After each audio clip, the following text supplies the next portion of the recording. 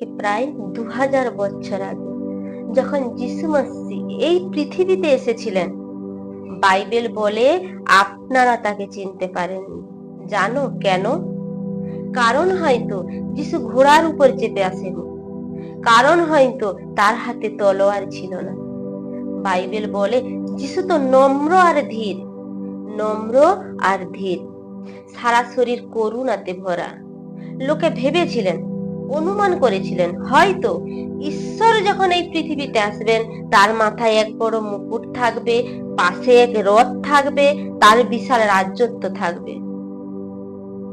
কিন্তু প্রভু যিশু মসিহ এমন ছিলেন না। সেদিন তিনি তার যাত্রার জন্য সিংহকে বেছে নেননি, সেদিন তিনি তার যাত্রার জন্য রথকে বেছে নেননি, সেদিন তার যাত্রার জন্য এই পৃথিবীর সবচেয়ে শান্ত স্বভাবের এক পশুকে বেছে নিয়েছিলেন। জানতেন ওই পশু কে ছিল? ওই পশু ছিল গাধার এক ছোট্ট ছানা, যা ছিল নম্র আর ধীর। বাইবেল বলে তাই তাকে আপনারা চিনতে পারেননি। উনি তার নিজের ঘরকে এসেছিলেন। যিশু মসিহ এই পৃথিবীতে কেন এসেছিলেন? চলো আমরা এই বিষয় নিয়ে আলোচনা করি। যখন প্রভু যিশু মসিহ জাগাইয়ের বাড়ি আসে, আমরা জানতাম যে জাগাই এক বিশাল ধনবান ব্যক্তি ছিলেন। ও যিশু মসিহকে একবার দেখতে চেয়েছিল। যিশু কেমন, যার বিষয়ে মানুষ বহু আলোচনা করছিল, যে মৃতকে জীবন দেয়, যে অন্ধকে দৃষ্টি দেয়, ও দেখতে কেমন? যিশু মসিহকে দেখতে কেমন? লম্বা না বেঁটে, নাকি ওর মাথার চুল বড় বড়? ও দেখতে কেমন? ওর পোশাক বা কেমন? আপনাদের বলতে চাই, যিশু কোনো সাধারণ শব্দ নয়, যিশু কোনো সাধারণ নাম নয়। যখন যিশু মসিহ সভার জন্য রাস্তা দিয়ে হেঁটে যেতেন, হাজার লোক যিশু মসিহর পিছনে পিছনে আসতে থাকত। এই জন্য বাইবেলে লেখা যে জায়গায় যিশু মসিহকে দেখতে পাচ্ছিলেন না। কারণ কি? সেখানে এতই ভিড় ছিল, সেখানে এতই ভিড় ছিল। কিন্তু তখন এক বড় আশ্চর্য ঘটনা ঘটে। প্রভু যিশু মসিহ জাগাইকে নাম ধরে ডাকে, আর প্রভু বললেন, জাগাই, আজ তোর সঙ্গে আমি তোদের বাড়ি যাব, আজ তোর সঙ্গে একসাথে বসে খাবার খাবো। বাইবেলে বলে এক অদ্ভুত ব্যাপার। বাইবেলে লেখা, জাগাই যিশু মসিহর সম্মুখে দাঁড়িয়ে বললেন, হে প্রভু, দেখো আমি আমার অর্ধেক সম্পত্তি কাঙালদের মধ্যে দান করে দিলাম। আমি যদি কারোর কাছ থেকে অন্যায় ভাবে কোনো কিছু নিয়ে থাকি, তা আমি 14 গুণ ফেরত দিয়ে দেব। যিশু মসিহ বললেন, এই সংসারে ঈশ্বরের পুত্র সব হারিয়ে গেছে, তাদের খুঁজে বের করে আমি উদ্ধারের পথ দেখাবো। যিশু মসিহ আপনাদের খ্রিস্টীয় বানাতে আসেনি, যিশু মসিহ সবাইকে জীবন দিতে এসেছেন। যিশু মসিহ সবাইকে জীবন দিতে এসেছিলেন। ইউহানা 10 অধ্যায় 10 পদ, সেখানে লেখা, উনি আমাদের জীবন দিতে এসেছেন। কিন্তু ওই জীবন আমাদের মিলবে কিভাবে? আমরা সবাই ভাবছি কোনো ধার্মিক কাজ করলে ওই জীবন মিলবে, না ধ্যান করলে, না মালা জপলে, না মূর্তির সামনে মাথা ঠোকালে, না নদীতে স্নান করলে, না পশু পক্ষীকে ভোজন করালে। মানুষের কোনো প্রয়াসে মুক্তি মিলবে না। একমাত্র মুক্তি মিলবে, উদ্ধার মিলবে পরমেশ্বরের দয়াতে, পরমেশ্বরের অনুগ্রহে। উদ্ধার কি? উদ্ধার কি? যিশু মসিহ এই পৃথিবীতে কেন এসেছিলেন? বাইবেলে বলে, আপনি পুরো বিশ্বকে নিজের আয়ত্তে করে নাও আর নিজের জীবনের রিস্ক নাও, লাভ কি হবে? আমরা সবাই জানি 2016 সালের 8ই নভেম্বর সরকার থেকে নোট বন্ধ হয়ে গিয়েছিল। তখন আমি নিউজ পেপারে পড়েছিলাম, এক বিশাল ধনবান ব্যক্তি, ওনার প্রচুর পরিমাণে টাকা ছিল। যখন ওই ব্যক্তিটি শুনতে পেলেন ওই সব টাকা ওনার জন্য উপযুক্ত নয়, ওই ব্যক্তিটির হার্ট অ্যাটাক এসে গিয়েছিল। ওনার 3 ছেলে ওনাকে হসপিটালে অ্যাডমিট করালেন। একদিন চলে গেল, পরদিন ওই ব্যক্তি তার ছেলেকে ডেকে বললেন, ওই টাকার ব্যাপারে কি কোনো সমাধান হয়েছে? ছেলে বলে, বাবা এখনো পর্যন্ত কোনো সমাধান মিলেনি, মনে হয় আমাদের ওই সব টাকা কোনো কাজে আসবে না। পরের দিন এলো, ওই ব্যক্তি জিজ্ঞেস করেন, কি আমাদের ওই টাকা বাঁচানো যেতে পারে? ছেলে বলে, বাবা আমরা কিছুই করতে পারছি না। আবার 3 দিনের দিন ওই ব্যক্তি বলে, কি ওই টাকা বাঁচানো যেতে পারে? ছেলে বলে, আমাদের কোনো ক্ষমতা নেই ওই টাকা বাঁচানো।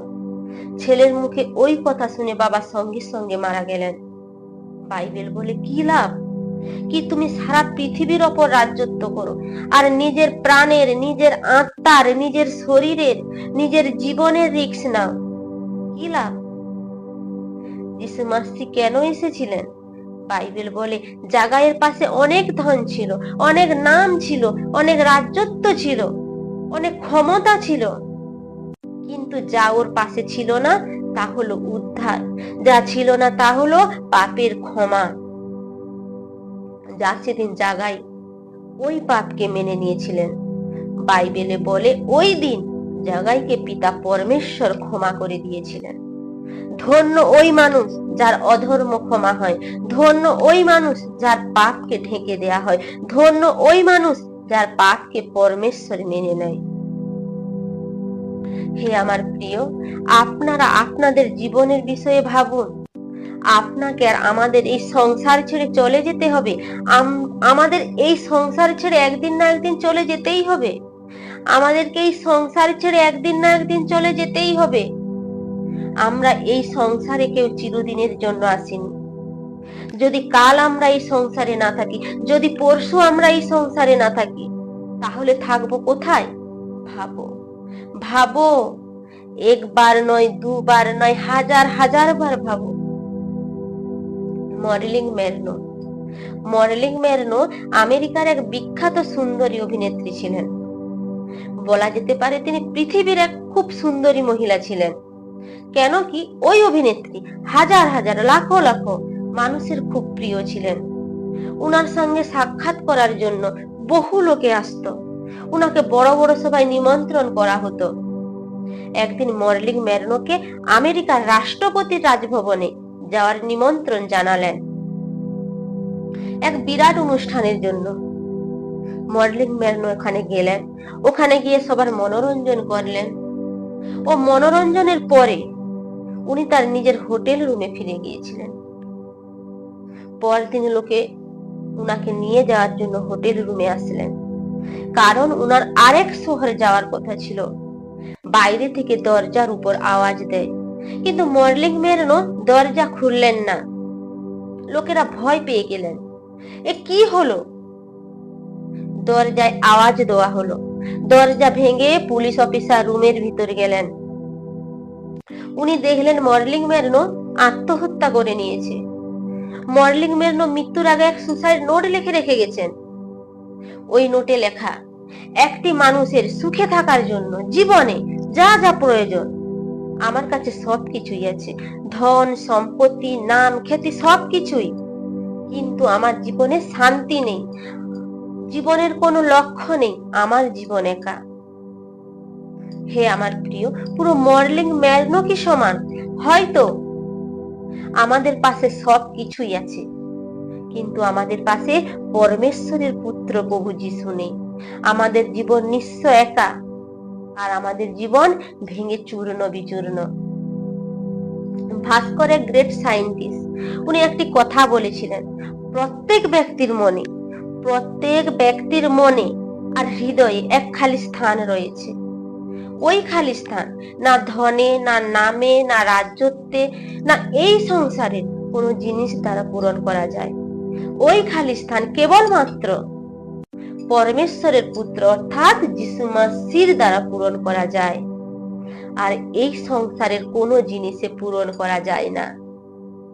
হে আমার প্রিয়, আপনাদের কাছে সবকিছুই আছে, আপনাদের কাছে সবকিছুই আছে, আপনার কাছে প্রভু যিশু মসিহ নেই। আপনার জীবনে কোনো শান্তি নেই, আপনার জীবনে কোনো লক্ষ্য নেই। আপনারা দেখেছেন, যখন এক ফুটবল প্লেয়ার এক বড় মাঠের ওপর বল নিয়ে ছুটতে চলে, ও কোথায় যাচ্ছে ওই বলকে নিয়ে? গোল পোস্টের ওপর নিশানা করেও দৌড়াচ্ছে, কারণ বলকে ঠিকঠাক গোল পোস্টের ওপর ফেলাতে হবে। আপনাদের জিজ্ঞেস করছি, যদি গোল পোস্ট না থাকতো, যদি নিশানা গোল পোস্টের উপর না হতো, ও কোথায় ছুটে চলতো বলকে নিয়ে? ওর ছুটে যাওয়ার লক্ষ্যই বা কি থাকতো? পুরো ওই রকম আমাদের জীবনে প্রভু যিশু নেই তো আমাদের জীবনে কোনো লক্ষ্য নেই। আমরা কোথায় যাব, কি করব, তা আমাদের কিছুই জানা নেই। এই জন্য প্রভু যিশু মসিহ এই পৃথিবীতে এসেছিলেন, কিন্তু আমরা সবাই ভুল করছি। প্রথম ইউহানা 1:9, প্রকৃত যে আলো তা সকল মানুষকে আলোকিত করতে এই পৃথিবীতে এসেছিলেন। যিশু মসিহ এই পৃথিবীতে কেন এসেছিলেন? উনি ওই খতরনাক মৃত্যুকে, ওই ভয়ঙ্কর পীড়াকে নিজের কাঁধে নিয়েছিলেন। কিন্তু কেন? যাতে আমাদের অধর্ম, আমাদের পাপ সব মুছে যায় আর আমাদের নাম জীবনের পুস্তকে লেখা হয়ে থাকে। প্রকাশিত বাক্য 22:12। দেখ, আমি খুব শীঘ্রই আসবো, সব কাজের প্রতিফল আর প্রতিশোধ নেওয়ার প্রতিফল আমার পাশে। আমি আলফা, আমি মেগা, আমি প্রথম ও অন্তিম। ধন্য ওই মানুষ যে নিজের বস্ত্রকে ধুয়ে নেয়, ধন্য ওই মানুষ যে নিজের বস্ত্রকে ধুয়ে নেয়, যে নিজের অধর্ম আর পাপকে স্বীকার করে নেয়, পাপের পথ ছেড়ে দেয়। সেদিন জাগাই খুব বুদ্ধিমান ছিলেন।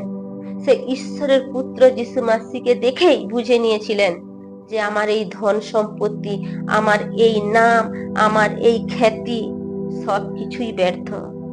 আর ও প্রভু যিশু মসিহর পায়ে পড়ে গিয়েছিলেন এবং জাগাই যিশু মসিহকে বলেছিলেন, প্রভু, আজ আমি আমার ভুল স্বীকার করে নিলাম, আজ থেকে আমি আপনার ধর্মকে মেনে নিলাম। প্রভু যিশু বললেন, আজ এই ঘরে উদ্ধার এসেছে, আজ এই ঘরে মুক্তির পথ এসেছে।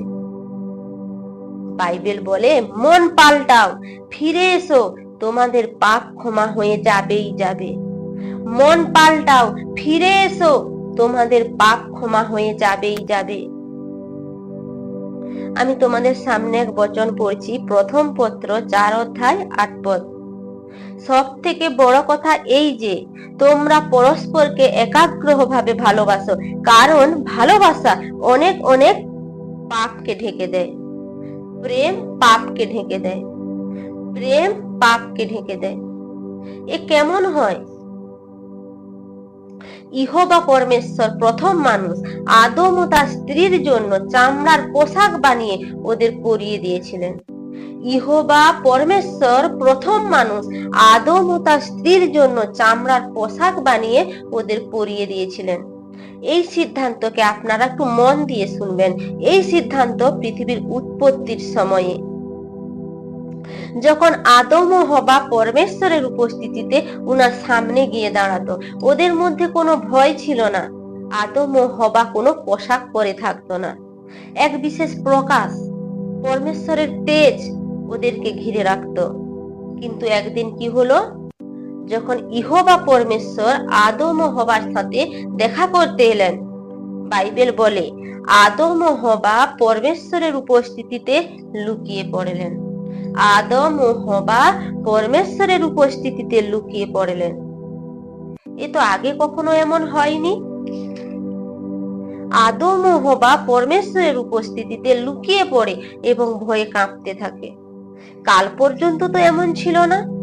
কাল পর্যন্ত তো আদম হবা পরমেশ্বরের সাথে একে অপরে মিলেমিশে থাকতো। সম্ভবত আদম হবা দৌড়ে গিয়ে পরমেশ্বরকে জড়িয়ে ধরতেন। এক আশ্চর্যজনক ছিল, কত সুন্দর ছিল। সৃষ্টি আর সৃষ্টিকর্তার সম্পর্ক এক মায়ের সমান, এক বাবার সমান, যেমন আপন সন্তান দেখলে জড়িয়ে ধরে। কিন্তু একদিন কি হলো? ইহোবা পরমেশ্বর যখন আদম ও হবার সঙ্গে দেখা করতে এসেছিলেন, তখন আদম ও হবা ভয় পেয়ে লুকিয়ে পড়ল। কারণ সেখানে পাপ এসে গিয়েছিল, কারণ সেখানে অন্ধকার নেমে এসেছে, কারণ সেখানে মিথ্যা নেমে এসেছে।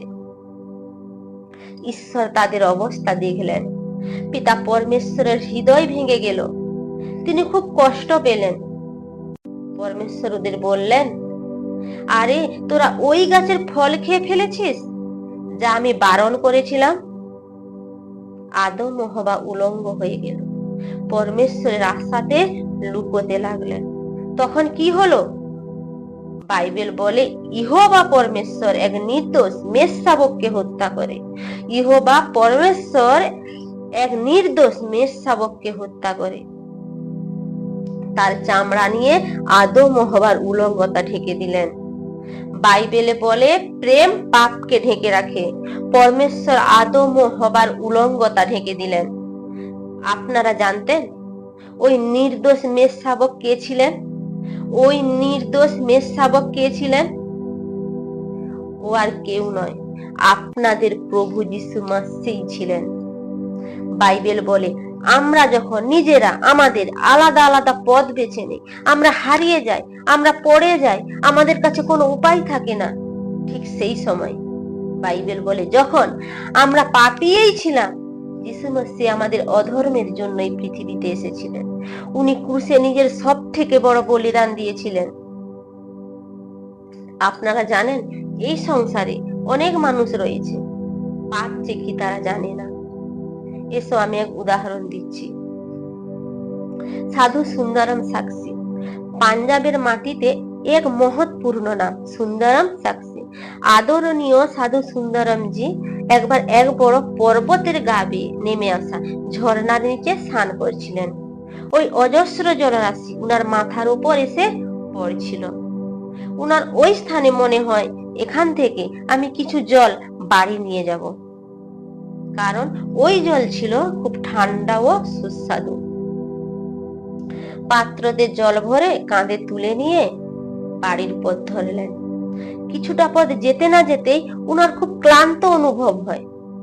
পাত্রটি নামিয়ে বিশ্রাম নেয়। কিছুক্ষণের মধ্যে যখন শরীর আরামদায়ক হয়ে ওঠে, পুনরায় পাত্রটি কাঁধে নিয়ে বাড়ির পথ ধরলেন। আবার কিছুটা পথ যাওয়ার পর আবার ক্লান্ত হয়ে পড়লেন, আবার পুনরায় বিশ্রাম নিতে থাকে। ঠিক এইভাবে কিছুবার এমন হতেই থাকে। তখন পবিত্র আত্মা সাধু সুন্দরজিকে বললেন, সাধু সুন্দরম, তুই যখন ঝর্ণাতে স্নান করছিলি, হাজার হাজার ওজনের জল তোর কাঁধের উপর এসে পড়ছিল, তখন তো তুই একবার ক্লান্ত হয়ে পড়িসনি, তখন তো তোর কোনো কষ্ট অনুভব হয়নি। আর এই সামান্য কিছু জল কাঁধের উপরে নিতেই তুই ক্লান্ত হয়ে পড়লি, কষ্ট অনুভব করলি। কিন্তু কেন? হে আমার প্রিয়, মনে করো যখন আমি ও আপনারা পাপে সাঁতার দিচ্ছি, তখন আমাদের ওই পাপের বোঝা কিছুই মনে হচ্ছে না। কিন্তু যখন ওই পাপকে মন থেকে দেখবে, প্রভু যিশু মসিহর চোখে দেখবে, তখন আপনাদের মনে হবে বাস্তবে ওই পাপ কত ভারী, বাস্তবে ওই পাপ কত ভারী। আপনারা পাপকে নিয়ে হাঁটতেই পাচ্ছেন না। যে সময় যিশু মসিহ ওই ক্রুশকে উঠিয়েছিলেন, ওই ক্রুশ আর কিছুই ছিল না। ও আপনার আমার পাপের মাসুল, আপনার আমার অধর্মের বোঝা ছিল, যা ঈশ্বরের কাঁধে তুলে দেওয়া হয়েছিল। যিশু মসিহ আপনাদের খ্রিস্টীয় বানানোর জন্য আসেনি। পরমেশ্বরের কোনো ইচ্ছাই ছিল না আপনাদের খ্রিস্টীয় বানানোর। পরমেশ্বরের একমাত্র ইচ্ছা ছিল যে আপনাদের পাপ ক্ষমা হয় আর আপনারা পরমেশ্বরের অনন্ত জীবনের অধিকারী হও, জীবনের পুস্তকে আপনাদের নাম লেখা হয়ে থাকে। কারণ কি, যখন আপনারা এই সংসারে ছেড়ে যাবেন, তখন যেন পরমেশ্বরের ওই রাজ্যে প্রবেশ করতে পারেন। হে আমার প্রিয়, ক্রুশ একটা ভয়ঙ্কর শব্দ। প্রাচীনকালে মানুষেরা ওই ক্রুশকে নিয়ে কোনো কথা বলতো না, কোনো আলোচনা করতো না। ক্রুশকে মানুষ ভয় পেত, ওই ক্রুশের বিষয়ে ভাবতও না, কারণ বড় বড় অপরাধীদের ক্রুশে ঝুলিয়ে মারা হতো। এটা একটা ভয়ঙ্কর দৃশ্য ছিল। এই জন্য লোকে ক্রুশকে দেখে ভয় পেত, লুকিয়ে পড়তো।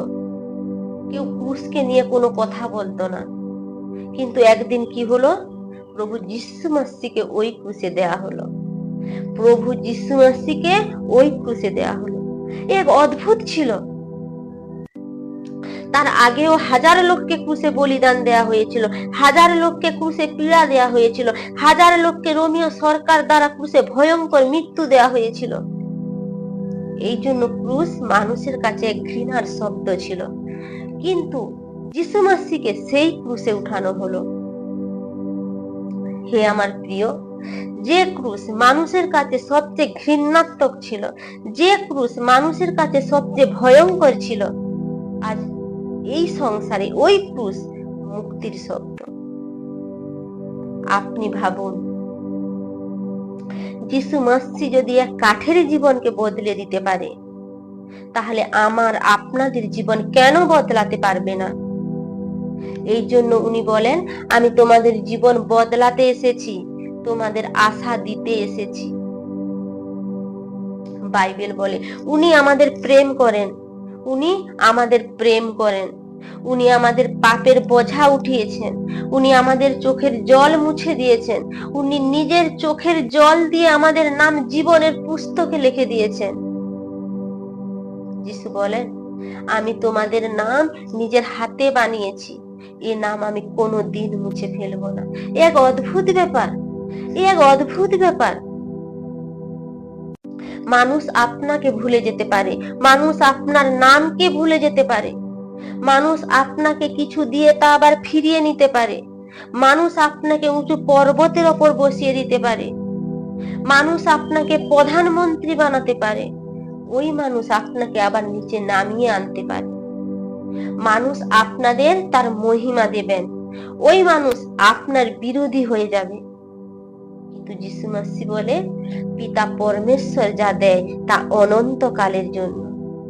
উনি আরো বলেছেন, আমি তোমাদের জীবন দিতে এসেছি, আর উনি আমাদের অনন্তকাল বেঁচে থাকার জীবন দিয়েছেন। উনি তা আমাদের কাছ থেকে কোনোদিন ফিরিয়ে নেবেন না। উনি তার নিজের পুত্র প্রভু যিশুর দ্বারা আমাদের অনন্ত জীবন দিয়েছেন। হে আমার প্রিয়, এ কি আশা, এ কি আশা!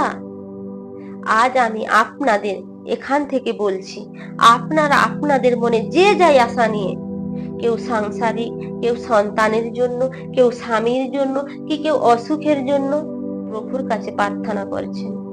কিন্তু আমি আপনাদের এখান থেকে একটাই আশা দিতে পারি, তা হলো অনন্ত জীবনের আশা।